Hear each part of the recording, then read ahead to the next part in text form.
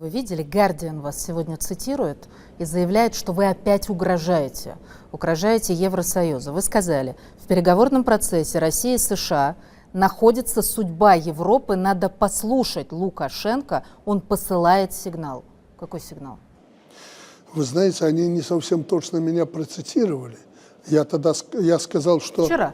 Да, я сказал, что если Россия и США договорятся без Европы, то Европе будет труба, исходя из той позиции, которую сегодня заняла администрация Соединенных Штатов.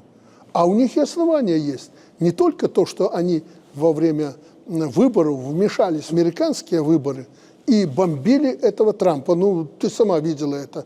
Они же все, и поляки, и немцы, и французы, англичане в том числе, они поддерживали Байдена. Ну ладно, поддерживайте, это не запрещено. Но вы же непорядочно вели себя. Вы лично оскорбляли этого Трампа и так далее. Поэтому в личном отношении у Трампа червоточина такая есть. Экономически, так он называет. Ребята, вы продаете у нас это, все продаете, а наши товары не пускаете.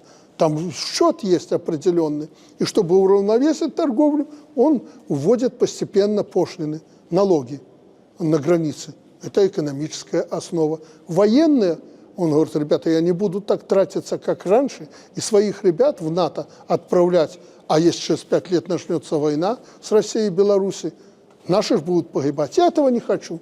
Я заберу своих. Значит, в военном отношении проблема. И это основания у Трампа, у Дональда Трампа. Такие основания есть.